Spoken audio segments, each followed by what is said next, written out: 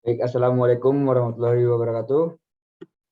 Waalaikumsalam. Waalaikumsalam warahmatullahi wabarakatuh. Om Swastiastu, salam sejahtera, shalom, namo buddhaya, salam kebajikan untuk kita semua. Baik, sebelumnya terima kasih atas waktunya rekan-rekan saya untuk meluangkan waktu untuk bisa saling berdiskusi. Sebelumnya, mari kita memperkenalkan diri terlebih dahulu. Nama saya Ekomang Ngurah Pratama sebagai moderator. Silakan rekan-rekan memperkenalkan diri.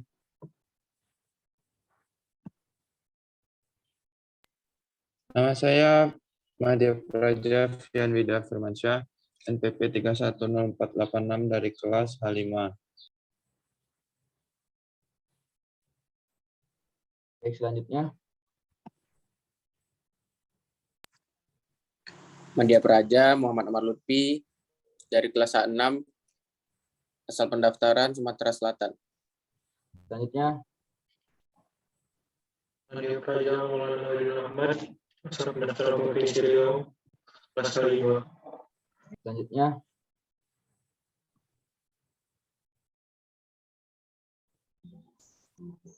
Madya Praja Ronaldo Gultom asal pendaftaran Sumatera Utara kelas A5 NPP 310088.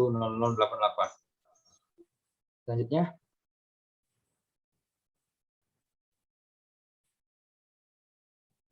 Madya Praja Syahrul NPP 31197 asal pendaftaran Papua Barat kelas H6. Baik, selanjutnya. Izin memperkenalkan diri, Madya Praja Ahmad Muhammad, NPP 310947, kelas H6, asal pendaftaran Provinsi Sulawesi Barat. Nah, baik, terima kasih. Dalam hal ini, debat kali ini, adapun alur yang akan kita lalui bersama dalam menjalankan debat ini, yaitu masing-masing pembicara diberikan waktu 1-2 menit untuk menyampaikan argumennya. Kemudian kesempatan pertama diberikan kepada speaker pertama tim pro, kemudian speaker pertama tim kontra, dan seterusnya. Kemudian speaker pertama dari tim pro diharuskan mendefinisikan topik dan memberi batasan serta menyampaikan sebagian argumennya.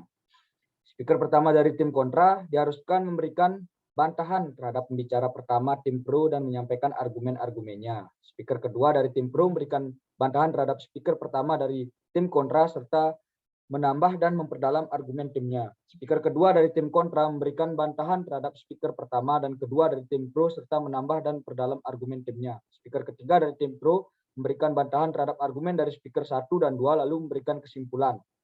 Speaker ketiga dari tim kontra memberikan bantahan terhadap argumen dari speaker 1, 2, dan 3, dan seterusnya, lalu menutup dengan kesimpulan. Kemudian nanti ada juga tanggapan langsung atau interupsi. Untuk interupsi itu diizinkan oleh moderator setelah mengangkat tangan.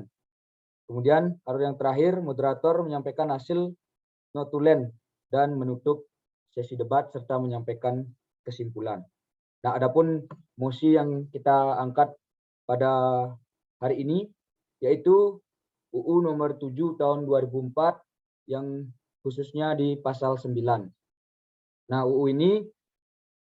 undang-undang ini menjadi polemik di masyarakat karena adanya pro dan kontra terkait dengan isi dari undang-undang tersebut. Sebelumnya saya bacakan dulu apa isi dari undang-undang nomor 7 tahun 2004 pasal 9.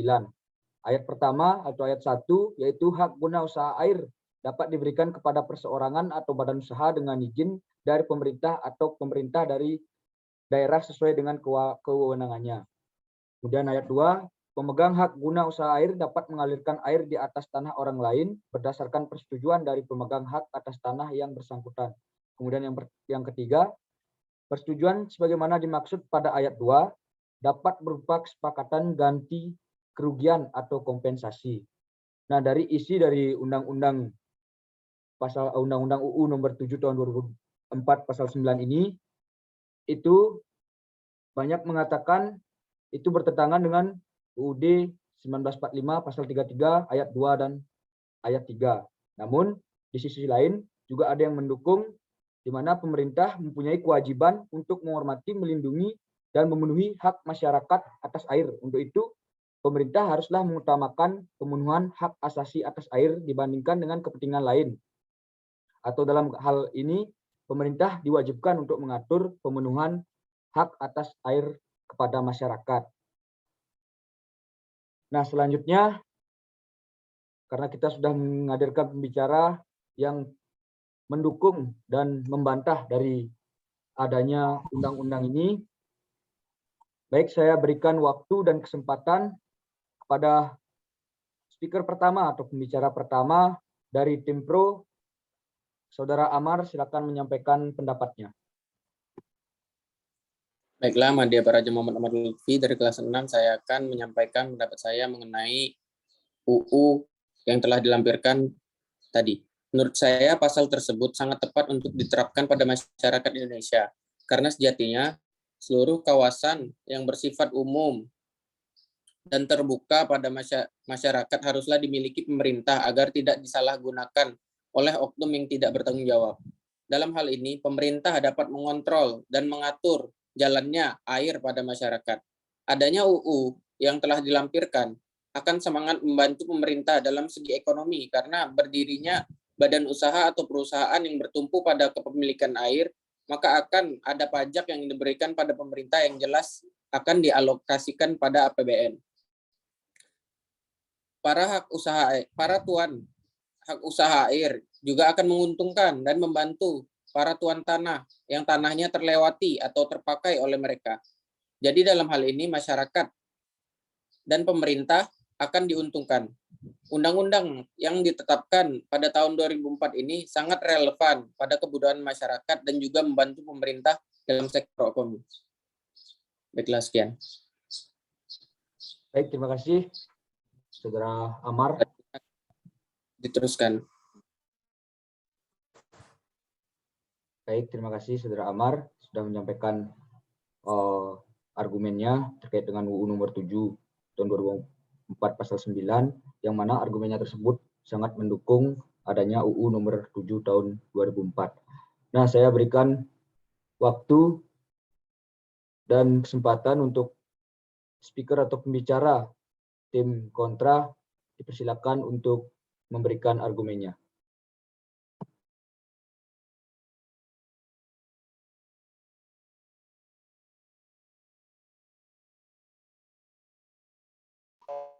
Baik, Assalamualaikum warahmatullahi wabarakatuh. Selamat siang, sejahtera untuk kita semua. Di sini saya sebagai pembicara pertama dari tim kontra akan menyampaikan beberapa argumen penolakan dan pembantahan terkait dengan undang-undang yang telah disampaikan oleh moderator tadi. Seperti yang kita ketahui, pada undang-undang tersebut ayat 3 menyatakan tentang dua opsi yang disediakan ketika seseorang ingin mengalirkan air di atas tanah. Yang pertama yaitu berupa ganti rugi dan kompensasi. Tentu hal ini akan menimbulkan pro dan kontra. Dari segi negatifnya saya akan menjelaskan bahwa ketika pemilik tanah mendapatkan sebuah surat persetujuan terkait mengenai perizinan pembangunan usaha air di tanahnya, itu biasanya seperti yang kita ketahui di Indonesia itu dapat memanfaatkan situasi tersebut dengan memberikan ganti rugi atau kompensasi yang disampaikan pada ayat 3 secara berlebihan, tidak sesuai dengan realitanya. Nah, hal ini tentunya merugikan bagi pengusaha tersebut karena seperti yang kita ketahui, bagi para pemilik tanah akan menggunakan iming dengan mempertahankan tanahnya tersebut dengan memberikan harga yang lebih besar. Terus yang kedua dapat juga terjadi permasalahan dari si pihak pengusaha, yaitu dengan secara semena-mena tanpa memerhatikan persyaratan yang disebutkan pada ayat kedua dengan memilih tanah yang mereka kehendaki tanpa memperhatikan persyaratan pada saat persyaratan di ayat kedua. Tentunya hal ini juga dikuatkan dengan seperti moderator yang katakan tadi pada pasal Undang-Undang pasal 33 ayat 3, yaitu perekonomian nasional diselenggarakan atas demokrasi ekonomi dengan prinsip kebersamaan, efisiensi, berkeadilan, dan berkelanjutan. Hal ini tentunya ditekankan dengan pada poin efisiensi berkeadilan. Tentunya dari pihak pemilik dan pihak pengusaha itu harus saling adil. Jadi menurut saya UU 7 terutamanya pada pasal 9 itu sangat tidak cocok untuk diterapkan lagi. Terima kasih. Baik, terima kasih argumennya Ahmad Nur Muhammad. Baik, selanjutnya saya berikan waktu kepada speaker kedua atau pembicara kedua dari tim pro untuk memberikan argumen terkait apa yang telah disampaikan oleh Ahmad Nur Muhammad. Baiklah, terima kasih atas waktu yang diberikan. Saya akan membantah pernyataan dari Saudara Ahmad. Tadi Saudara menyebutkan bahwa kompensasi yang pertama itu kompensasi yang diberikan yang dituntut oleh pemilik tanah akan berlebihan. Menurut saya untuk hal seperti itu harusnya dibuat peraturan, yaitu jika tanah tersebut digunakan untuk instalasi air, pemerintah harus membuat peraturan bahwa setiap tanah yang digunakan per meternya akan dikenakan biaya berapa untuk kompensasinya. Dan setahu saya, instalasi air yang berada di atas tanah disebutkan di ayat 2 situ, pemegang hak guna air dapat mengalirkan air di atas tanah. Maksud air di atas tanah berarti kan instalasi airnya itu berada di atas tanah. Sedangkan setahu saya untuk instalasi air yang berada di atas tanah, kebanyakan itu melewati tanah yang dimiliki oleh pemerintah itu sendiri. Untuk tanah yang dimiliki oleh masyarakat, terkhususnya untuk perumahan dan lain-lain, banyak instalasi air itu berada di bawah tanah.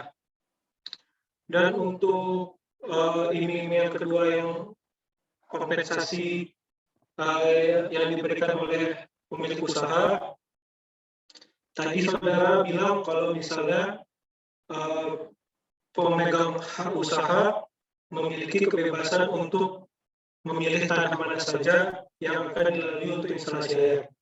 Menurut saya itu peran pemerintah juga sangat penting, karena alasan-alasan hak pemilik usaha itu harus logis mengapa bisa melewati tanah tersebut, dan harusnya pemerintah lebih mengutamakan kepentingan yang dimiliki oleh masyarakat. Jika misalnya tanah tersebut memang tidak dipergunakan atau misalnya hanya tanah kosong yang dimiliki oleh masyarakat, tentu logis untuk pemilik usaha untuk membuat instalasi air di atas tanah tersebut. Sekian, terima kasih. Baik, terima kasih Saudara Maulana. Jadi apa yang disampaikan Maulana itu terkait dengan dibuatkannya aturan untuk masalah kompensasi dan ganti rugi terkait dengan penggunaan tanah masyarakat untuk pengaliran air. Nah, selanjutnya untuk speaker kedua dari tim kontra untuk menanggapi atau memberikan argumennya terkait apa yang sudah disampaikan oleh tim pro. Terima kasih. Ya, terima kasih atas waktu dan kesempatannya. Kali ini saya akan menyanggah sedikit dari Saudara Maulana. Menurut saya ini nggak adil, karena pemerintah itu mengambil alih dan menguasai penggunaan hak atas air. Padahal kan air itu merupakan karunia dari Tuhan Yang Maha Esa gitu. Air itu juga sebagai materi vital untuk keberlangsungan hidup di bumi. Harusnya kan masyarakat itu berhak atas penggunaan air secara gratis atau secara cuma-cuma, tanpa membayar sepeser pun. Harusnya pengelolaan dan penguasaan atas sumber-sumber air tersebut dilakukan secara bersama-sama antara kolaborasi masyarakat dengan pemerintah gitu. Terus pemerintah juga tidak berhak, tanda kutipnya, tidak berhak menjual dan mengkomersilkan sumber daya air tersebut. Dan berarti kebijakan tersebut melanggar melanggar Pancasila Sila kelima tentang keadilan sosial bagi masyarakat Indonesia. Kemudian saya akan menambah sedikit. Kebijakan ini sendiri dapat membahayakan kepentingan dan kesejahteraan seluruh lapisan masyarakat. Karena air merupakan kebutuhan global gitu. Peran pengelolaan air tidak dapat diperjualbelikan guna mencari keuntungan sebagai tujuan utama. Dengan adanya kebijakan tersebut, membuat akses masyarakat terhadap air sangat terbatas dan mahal, menjadikan masyarakat ada yang memilih sumber galian karena biaya yang dikeluarkan lebih sedikit tanpa ada embel-embel dari pemerintah. Sekian, terima kasih. Baik, terima kasih argumennya Saudara Gultom yang sangat tidak setuju terkait dengan penerapan Undang-Undang Nomor 7 Tahun 2004 Pasal 9 yang mana itu sudah merampas kepentingan masyarakat. Nah, selanjutnya tim pro, pembicara ketiga dari tim pro, silakan untuk menanggapi apa yang sudah disampaikan oleh Saudara Ronaldo Gultom. Untuk waktu dan tempat yang sudah Firmansyah, silakan. Terima kasih untuk waktu dan tempatnya. Menurut saya, apa yang disampaikan oleh Saudara Ronaldo Gultom, saya kurang setuju. Dikarenakan pengelolaan air ini sangatlah berhak dan merupakan wewenang dari pemerintah daerah dalam mengatur suatu daerah tersebut. Sehingga pemerintah daerah ini sangatlah berwenang ataupun berhak untuk mengatasi masalah-masalah di daerah tersebut, termasuknya yaitu pengairan air. Dikarenakan di dalam pengairan air ini terdapat sumber-sumber air yang tentunya tidak dekat dengan pemukiman, yaitu melainkan seperti di daerah pegunungan. Seperti di daerah saya sendiri, sumber air terdapat di daerah pegunungan, sehingga dalam pengairannya harus membutuhkan pihak ketiga ataupun pihak-pihak yang bersangkutan untuk mengalirkan ke kemungkinan yang berada di sekitarnya. Seperti apa yang telah dijelaskan oleh pasal tersebut, pemegang hak guna air dapat mengalirkan air di atas tanah orang lain berdasarkan persetujuan dari pemegang hak atas tanah yang bersangkutan, sehingga air-air yang melewati tanah ataupun lahan yang bersangkutan tidak merasa dirugikan. Menurut saya itu pendapat saya cukup. Kembali ke moderator. Baik, terima kasih pendapatnya Saudara Fian Wida Firmansyah. Selanjutnya saya akan berikan kesempatan kepada Syarul Manaf sebagai tim kontra untuk menanggapi apa yang tadi disampaikan oleh Fian. Dan sebelumnya saya perlu sampaikan, kalau ada rekan-rekan atau saudara-saudara yang mau interupsi, silakan untuk menginterupsi. Cukup bilang interupsi. Baik, waktu dan tempat silakan, Syarul Manaf. Baik, terima kasih kepada moderator. Mohon izin, moderator. Di sini saya keberatan dengan apa yang disampaikan oleh speaker ketiga dari tim pro. Karena apa? Yang saya tahu pada poin pertama dalam pasal 9, hak guna usaha air dapat diberikan kepada perseorangan atau badan usaha dengan izin dari pemerintah atau pemerintah daerah sesuai dengan kewenangannya. Di sini saya rasa seharusnya jika pemerintah yang merupakan tanggung jawabnya dalam hal untuk sumber daya air, pastinya tidak ada satupun daerah yang tidak dialiri oleh air, karena hal tersebut merupakan tanggung jawab dari pemerintah, dan jika pemerintah serius, maka pemerintah dapat mengurusnya dengan baik. Tadi yang disampaikan oleh speaker ketiga dari Poin Pro bahwa di daerahnya harus membutuhkan pihak ketiga, di mana karena jauh dari sumber daya air atau sumber daya airnya terletak di pegunungan. Nah, di daerah saya juga begitu. Namun pemerintah daerah saya berhasil untuk mengairi seluruh daerah dengan air tanpa adanya keluhan maupun pihak ketiga. Karena saya rasa dalam Undang-Undang Nomor 7 Tahun 2004 ini, terlebih lagi dalam pasal 9, sangatlah menguntungkan pihak swasta, bukan pihak pemerintah daerah maupun pemerintah pusat, di mana pihak swasta dapat menaikkan harga air maupun memperjualbelikan air dengan harga yang tidak semestinya. Mungkin saya rasa Tanggapan saya begitu, moderator. Oh, baik, interupsi Maulana silakan. Waktu 30 detik. Ini kan yang dijelaskan tadi bahwa di daerah saya juga di daerah Batam itu daerah pulau. Jadi airnya itu dari waduk. Nah, untuk membuat waduk itu tentu membutuhkan biaya. Dan itu tuh sebetulnya bukan biaya untuk membeli airnya, tapi biaya untuk instalasi airnya, seperti pemasangan pipa atau pemeliharaan. Nah, kalau misalnya di beberapa daerah pemerintah daerahnya Usagok, itu karena kelebihan atau kemampuan anggarannya sendiri. Dan tidak semua daerah memiliki kemampuan anggaran yang saudara seperti daerah saudara.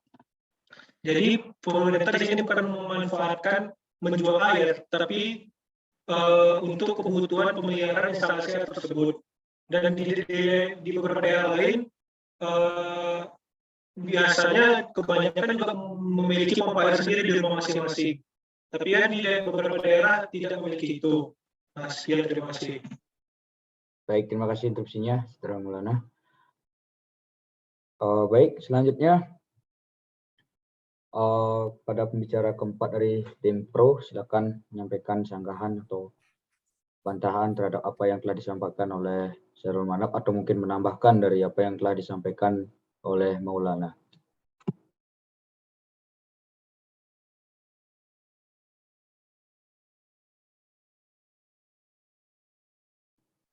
Baik, untuk Saudara Adil, silakan untuk menyampaikan argumennya.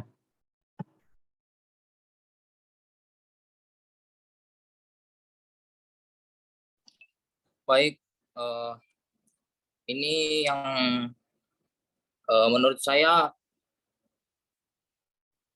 tidak setuju kalau ada pihak swasta yang tanpa izin dari pemerintah itu membuat hak kewenangan untuk sumber daya air itu disebarkan begitu saja, karena akibatnya dari pemerintah tersebut itu tidak, kalau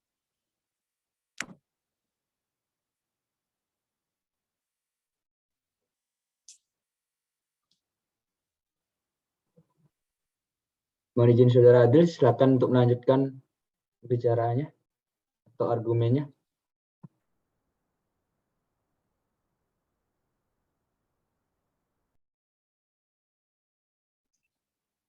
saya tidak setuju karena manusia pada hakikatnya itu memang membutuhkan air sebagai alat vitalitas. Karena dari itu juga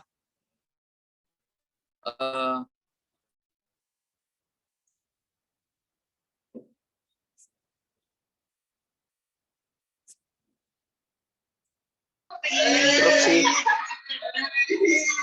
Baik, ada interupsi dari Ahmad Nur Muhammad. Silakan Ahmad Nur Muhammad, interupsi dimulai dari sekarang.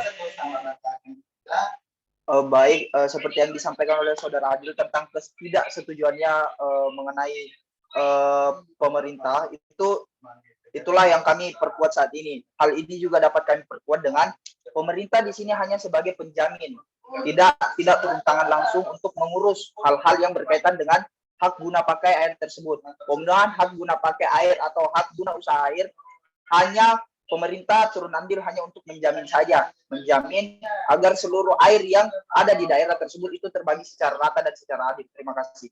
Baik, berarti di sini Muhammad Adil sebagai tim Pro itu sudah mendukung apa yang menjadi argumen dari tim kontra dengan statement yang telah disampaikan tadi di awal.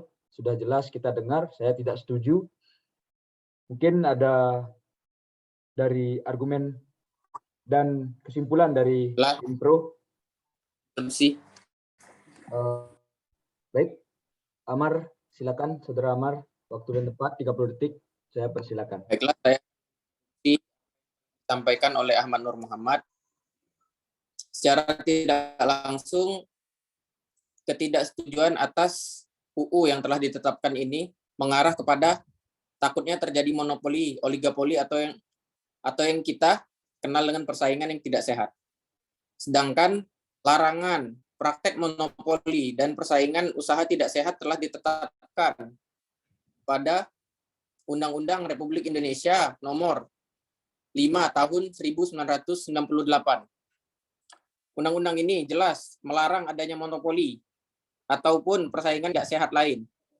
Dan ini jelas pemerintah sudah melarang, dan jika ada tuan tanah ataupun orang yang memiliki tanah pada suatu daerah yang menetapkan harga setinggi-tingginya, ataupun orang yang ingin menjual airnya, karena sejatinya tanah dan air adalah milik rakyat, maka jelas pemerintah harus memegang izin. Waktu interupsi sudah habis, Amar. Baik, mungkin ada yang menyanggah dari apa yang telah disampaikan oleh Amar. Saudara kontra. Interupsi. Baik, silakan. Ronaldo Gultom. Waktu 30. Saya ingin, ya terima kasih atas waktunya. Saya ingin menyanggah sedikit apa dari saudara Amar bilang. Oke, baik, jika memang diwajibkan dibayar nih kan. Tapi jika air tersebut diwajibkan pemerintah untuk masyarakat tanda kutip dibayarkan, lantas bagaimana nasib rakyat kecil dan rakyat miskin gitu?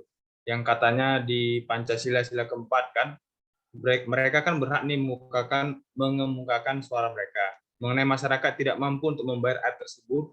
Kemudian mereka menyuarakan suara mereka tetapi tidak didengar masyarakat.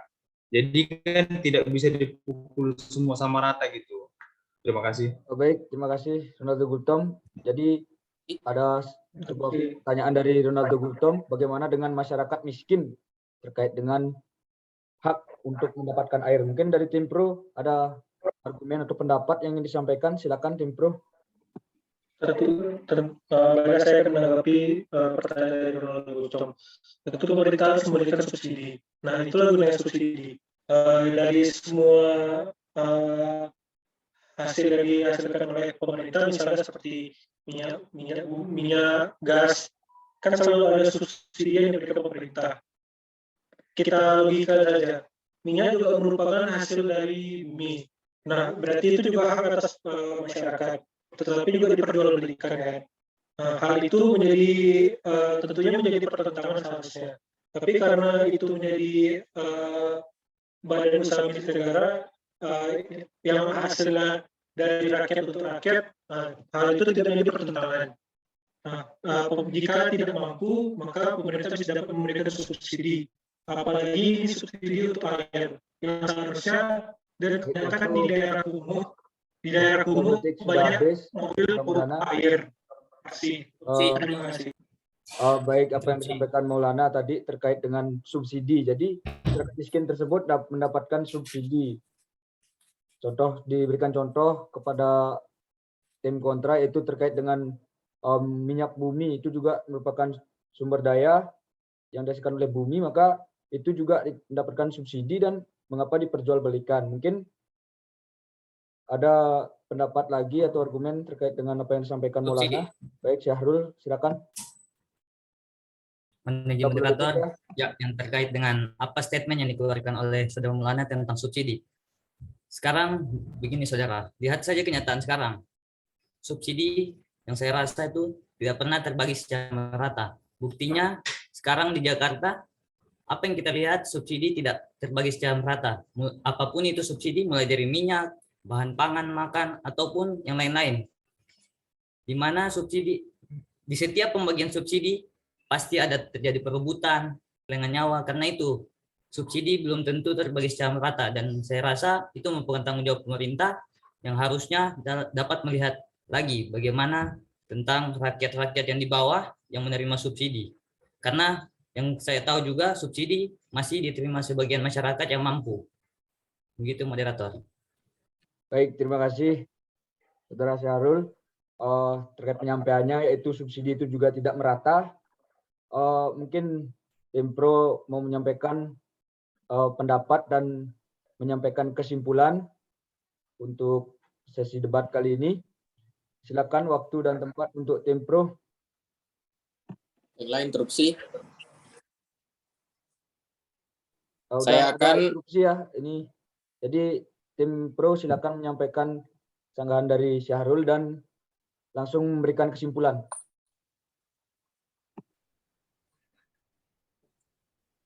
Baiklah, saya akan menyanggah apa yang dikatakan oleh Syahrul tadi. Mari kita kesampingkan masalah subsidi.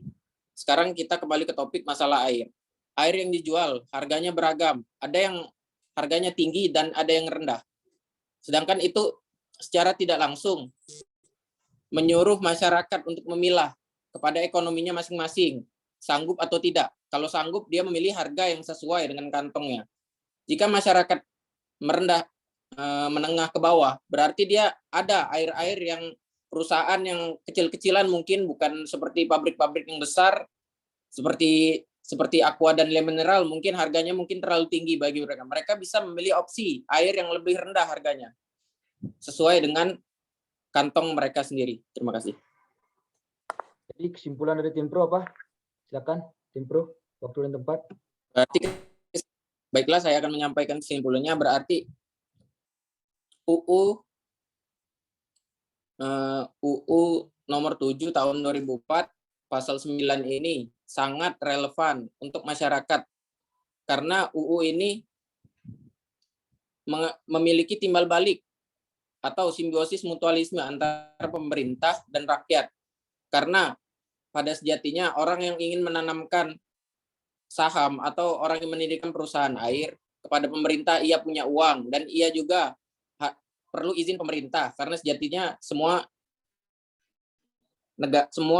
tanah dan bumi air milik negara yang diselenggarakan untuk kemakmuran rakyat Indonesia.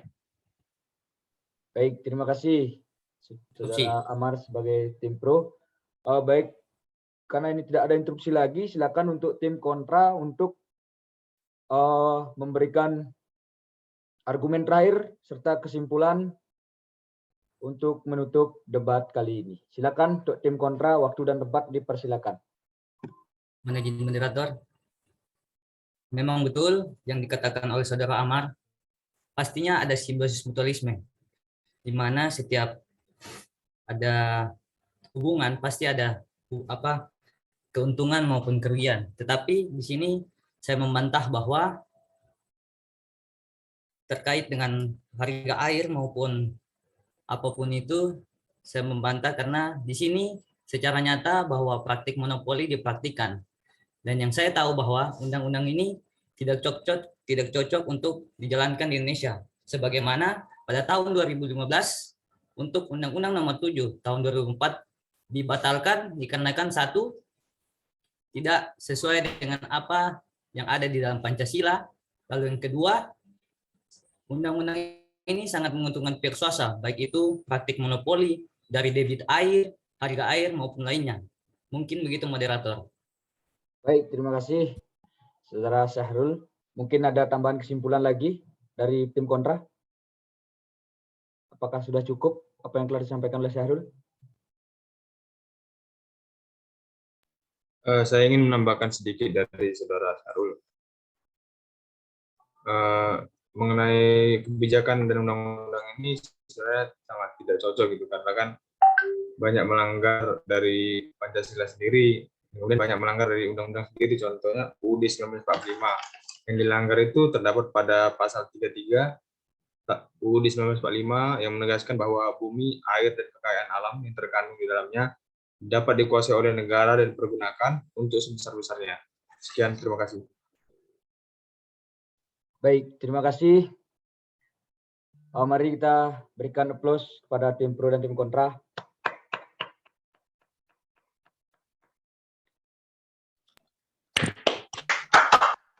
Jadi di sini saya dapat simpulkan setelah mengalami diskusi sedemikian rupa, dapat saya simpulkan dan perlu kita ketahui juga bahwa pada tanggal 18 Februari 2015 yang lalu, MK telah mencabut atau tidak berlakukan Undang-Undang Nomor 7 Tahun 2004 tentang sumber daya air. Karena seperti yang sudah disampaikan oleh tim kontra, bahwasanya telah berlawanan arah dengan Undang-Undang Dasar 1945, yaitu pasal 33, yaitu ayat 2 dan ayat 3, serta Pancasila sila kelima. Baik, demikian debat pada hari ini. Apabila ada kesalahan kata dan perbuatan, Saya mohon maaf, saya tutup dengan Assalamualaikum warahmatullahi wabarakatuh. Om Santi Santi Om. Salam Waalaikumsalam. kebajikan. Waalaikumsalam warahmatullahi wabarakatuh. Waalaikumsalam. Terima kasih. Terima kasih.